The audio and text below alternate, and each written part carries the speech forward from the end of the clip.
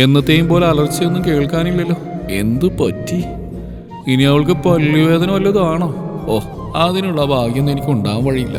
പല്ലൊക്കെ നല്ല സ്ട്രോങ്ങാ. കഴിഞ്ഞ ആഴ്ച പുറകെ കൂടെ ചെന്ന് വട്ടം പിടിച്ച് കവിളിൽ ഉമ്മ കൊടുത്തപ്പോൾ മനുഷ്യ നിങ്ങൾക്ക് ഭ്രാന്താണോ എന്ന് ചോദിച്ച് ചുമലിൽ തന്ന കടി, ഓ, ഓർക്കുമ്പോൾ തന്നെ ജീവൻ പോവും. പുതപ്പ് മാറ്റി സമയം നോക്കിയപ്പോൾ 7:30. മക്കൾ എഴുന്നേറ്റ് പോയിട്ടുണ്ട്. സാധാരണ അവർ വിളിച്ചു നിർത്തുന്ന കേട്ടാണ് ഞാൻ എഴുന്നേൽക്കുന്നത്. ഇന്നലെ സന്തോഷിന്റെ വക ഒരു ചെറിയ പാർട്ടി ഉണ്ടായിരുന്നു. അവന്റെ ഭാര്യയ്ക്ക് ട്രാൻസ്ഫർ കിട്ടിയതിന്റെ ചെലവ് വന്നപ്പോൾ താമസിച്ചു പോയി. ഇത്തിരി വീശിയതുകൊണ്ട് കോംപ്രമൈസ് ഒന്നും നടക്കില്ലെന്ന് ഉറപ്പുള്ളതുകൊണ്ട് പിള്ളേരുടെ അടുത്തേക്ക് തിരിഞ്ഞ് മിണ്ടാ കിടന്നതേ ഉള്ളൂ. അപ്പോൾ തന്നെ ഉറങ്ങിപ്പോയി. കരച്ചിലും പിഴിച്ചിലൊക്കെ നടന്നു കാണും. പക്ഷേ ബോധം കിട്ടിറങ്ങിക്കൊണ്ടും കേട്ടില്ല. മുണ്ട് വലിച്ചെടുത്തുകൊടുത്ത് സുരഭി എന്ന് നീട്ടി വിളിച്ച് ഹാളിലേക്ക് ചെന്നപ്പോൾ മക്കൾ സ്കൂളിൽ പോകാൻ റെഡിയായിട്ടുണ്ട്. കുട്ടികൾ ടാറ്റ തന്ന വഴിയിലേക്ക് ഇറങ്ങാൻ നോക്കി നിന്നപ്പോൾ മുറ്റം തൂക്കുന്ന സുരഭിയെ കണ്ടു. മൈൻഡൊന്നുമില്ല. അല്ലെങ്കിൽ പ്രദീപേട്ടാന്ന് വിളിച്ച് ഒറ്റ ശ്വാസത്തിനൊരു 10,000 കാര്യങ്ങൾ പറയുന്നവളാ. ഞാനും മൈൻഡ് ചെയ്തില്ല. ഇത്രയും സമാധാനത്തോടുള്ളൊരു പ്രഭാതം എന്തിന് അവളെ ചൊറിഞ്ഞ് നശിപ്പിക്കണം? പത്രമെടുത്ത് വാർത്തകൾ മറിച്ചു നോക്കവേ സുരഭി അടുത്തു വന്നു. പ്രദീപേട്ട, നിങ്ങൾക്ക് എന്നെ അടുത്തേക്ക് ഉപേക്ഷിച്ചേക്കൂ. ഇന്നലെ രാത്രി മൊത്തം ഞാനിരുന്ന് കരയുന്ന കണ്ടിട്ട് നിങ്ങൾക്കൊരു സങ്കടം തോന്നില്ല അല്ലേ? മുഖമുയർത്തിയില്ലെങ്കിലും അവിടെ ഡയലോഗ് ഞാൻ കേൾക്കുന്നുണ്ടായിരുന്നു. എന്താ നിങ്ങൾ മിണ്ടാത്തെ? ഞാൻ പറഞ്ഞൊന്നും കേട്ടില്ലേ? കേൾക്കാതിരിക്കാൻ ഞാൻ പൊട്ടനെന്നല്ലല്ലോ സുരഭി. ഇന്നലെ ഒരു പാർട്ടി ഉണ്ടെന്ന് ഞാൻ പറഞ്ഞല്ലേ. അതാണ് ലേറ്റായെന്ന് നിനക്കും അറിയാം. പിന്നെ എന്തിനാ ഈ നാടകമൊക്കെ? ചുമ്മാ രാവിലെ തന്നെ മനസ്സ് മടുപ്പിക്കാം. നിനക്ക് അടുക്കളയിൽ പണിയൊന്നുമില്ലേ? അതെ, നിങ്ങൾക്കിപ്പോൾ എല്ലാം മടുപ്പാണല്ലോ. എന്നെയും അടുക്കളയിൽ കിടന്ന് അറിയിക്കാൻ എനിക്ക് മനസ്സില്ല. ഇല്ലെങ്കിൽ വീട്ടിൽ പോടി. എന്ന് നീ വന്ന് താനീ കയറിയോ അന്ന് പോയതാ എന്റെ സമാധാനം. ഓ, കെട്ടിയപ്പോൾ കൊള്ളാവുന്ന നിനക്ക് കെട്ടാമേലായിരുന്നോ? നിറവും സൗന്ദര്യം എനിക്ക് ഇല്ലാത്തതുകൊണ്ടല്ലേ? നിങ്ങളുടെ ഓഫീസിലെ തടിച്ചൊഴുത്ത പെണ്ണുങ്ങളുടെ തുടിപ്പൊന്നും എനിക്കില്ല. എന്നെ കൊണ്ട് കളഞ്ഞേക്ക്. അത്രയായപ്പോൾ എന്റെ കൺട്രോൾ പോയി കസേരയിൽ നിന്ന് പത്രം വലിച്ചെറിഞ്ഞ് എഴുന്നേറ്റ്. സുരഭി വൃത്തിയോട് പറയുന്നത് മനസ്സിൽ പോലും അങ്ങനെ ഞാൻ ഇതുവരെ ചിന്തിച്ചിട്ടില്ല. ഞാൻ പറയും, നിങ്ങൾക്ക് പൗളന്മാരൊക്കെ മതി. കരിയും പോയി കൊണ്ടു കിടക്കുന്ന എന്നെ ഒന്നും വേണ്ട. പെട്ടെന്ന് വന്ന ദേഷ്യത്തിന് കൈവീശി ഒന്ന് കൊടുത്തു. അന്ന് ഓഫീസിലേക്ക് ഇറങ്ങുമ്പോൾ മേശമേൽ കാപ്പി ഉച്ചക്കുള്ള പൊതിച്ചോറും കണ്ടെങ്കിലും എടുത്തില്ല. അവളെ കെട്ടിയപ്പോൾ അമ്മായിമാരൊക്കെ പറഞ്ഞിരുന്നു പ്രദീപിന് ഇതിൽ നല്ലൊരു പെണ്ണിനെ കിട്ടുമായിരുന്നു എന്നൊക്കെ. പക്ഷെ എൻ്റെ സങ്കല്പങ്ങൾക്കൊത്തൊരു പെണ്ണായിരുന്നു സുരഭി. അത്യാവശ്യം സൗന്ദര്യം, ലോകപരിചയം, വിദ്യാഭ്യാസം, നല്ല സംസാര രീതി. പക്ഷെ വർഷങ്ങൾ കഴിയുന്തോറും അവളുടെ ലോകം എന്നിലേക്ക് കൂടുതൽ കൂടുതൽ ചുരുങ്ങി. ഈ പെണ്ണുങ്ങൾ ജോലിക്ക് പോകാതെ വീട്ടിലിരുന്ന ബുദ്ധിമുട്ട ഭർത്താക്കന്മാരാണ്. ഊണിൽ ഉറക്കത്തിൽ അവർക്ക് നമ്മുടെ ചിന്തയെ കാണും. 100 കൂട്ടം കാര്യങ്ങൾ ഡീൽ ചെയ്യുന്ന ആണുങ്ങൾക്ക് കിട്ടുന്ന അത്ര തിരിച്ചു കൊടുക്കാൻ പറ്റാറില്ല. വൈകിട്ട് നേരത്തെ ചെന്നെങ്കിലും അവളോട് മിണ്ടിയില്ല. കുഞ്ഞുങ്ങളോട് സംസാരിച്ച് ഫോണിൽ കയറിയൊക്കെ ഉറങ്ങാൻ നേരമായി. അത്താഴം കഴിഞ്ഞ് കിടക്കുമ്പോൾ മക്കളെ പുതപ്പിച്ച് ലൈറ്റ് ഓഫ് ചെയ്യാൻ പോകുന്ന അവളെ ഒന്ന് പാളി നോക്കി. ഒറ്റ ദിവസത്തിന്റെ പിണക്കത്തിനാണോ ഇത്ര ക്ഷീണം? മുഖമല്ലാണ്ട് വിളറിയിരിക്കുന്നു. ഇവിടുന്നൊന്നും കഴിച്ചില്ലേ?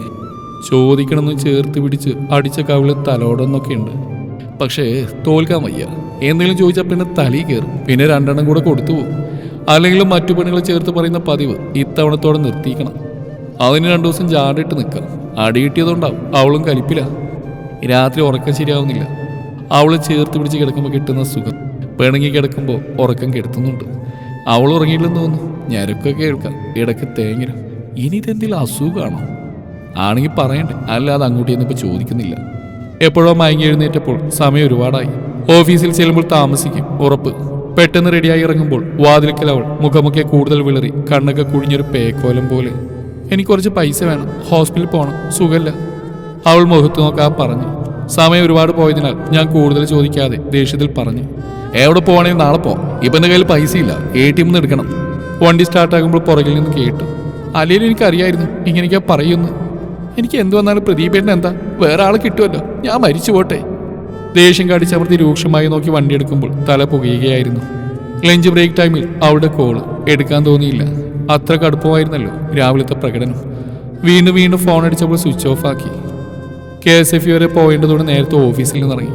വീട്ടിൽ ചെന്നപ്പോൾ ആളെനിക്കൊന്നുമില്ല. മക്കളെത്തിയില്ലേ?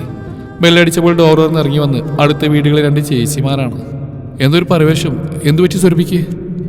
പ്രദീപ് ടെൻഷൻ ആവണ്ട, വേഗം മെഡിക്കൽ ട്രസ്റ്റിലേക്ക് ചെല്ല്. സുരഭി അഡ്മിറ്റാ. ഉച്ചയ്ക്ക് ബ്ലീഡിങ് തുടങ്ങി. ലത ചേച്ചിയും മോളിയാനിയും കൂടെ കൊണ്ടുപോയി. പ്രദീപിനെ പലവട്ടം വിളിച്ചിട്ടും കിട്ടിയില്ല. ഓഫീസിൽ രാജചേട്ടൻ വന്നപ്പോൾ നേരത്തെ ഇറങ്ങിയെന്നറിഞ്ഞു. ഇപ്പം തിരിച്ചു വന്നേയുള്ളൂ ചേട്ടൻ. ലത ചേച്ചിയുടെ ഭർത്താവ് രാജൻ ചേട്ടൻ അപ്പോഴേക്കും മുറ്റത്തെത്തി. എവിടെയൊക്കെ തെരഞ്ഞെടോ നിന്നെ? തൻ്റെ ഫോൺ ഓഫ്. താൻ പേടിക്കണ്ട, ഇപ്പോൾ ഹോസ്പിറ്റലിൽ സുരഭിയുടെ വീട്ടുകാരൊക്കെ എത്തിക്കാണും, അറിയിച്ചിട്ടുണ്ട്. വാ, അങ്ങോട്ടേക്ക് പോ. വണ്ടി ഓടിക്കാൻ വയ്യ, കൈയും കാലും തളരുന്നു.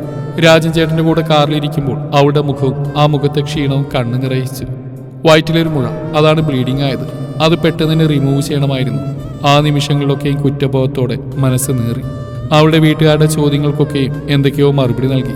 മക്കൾ പരിഭ്രാന്തരായിരുന്നു. അവരെ ചേർത്ത് പിടിച്ച് തിയേറ്റർ മുമ്പിലിരിക്കുമ്പോൾ അവളൊരു വട്ടം കാണാൻ ഉള്ളു തുടിച്ചു. പോസ്റ്റ് ഓപ്പറേഷൻ റൂമിന് വെളിയിൽ ചില്ലുവാതിലെ കർട്ടൻ മാറ്റി ആ മുഖം കാണിച്ചു തന്നപ്പോൾ അറിയാതെ വിതുമ്പിപ്പോയി. ശാന്തമായി മയങ്ങുന്നു. ഈശ്വര രക്ഷിച്ചു. പിറ്റേന്ന് റൂമിലേക്ക് മാറ്റിയപ്പോൾ അടുത്തിരുന്ന ആ കൈകൾ ചേർത്ത് പിടിച്ച് കണ്ണുകൾ കൊണ്ട് മാപ്പ് പറഞ്ഞു. എന്തിനാ പ്രതിവേട്ടൻ കരയുന്നത്? എല്ലാം എൻ്റെ തെറ്റാ. എൻ്റെ പ്രതിഭേട്ടൻ മക്കൾക്കൊപ്പം ഒരു ദിവസം കൂടിയെങ്കിലും തരണേന്നാ ഞാൻ ഈശ്വരനോട് പ്രാർത്ഥിച്ചു. ഒരു കൊച്ചുകുട്ടിയെപ്പോലെ അവളത് പറയുമ്പോൾ അറിയാവുന്ന അമ്പലത്തിലെല്ലാം ഞാൻ നേർച്ച നേരുകയായിരുന്നു എൻ്റെ ജീവനെ തിരിച്ചു തന്നതിന്.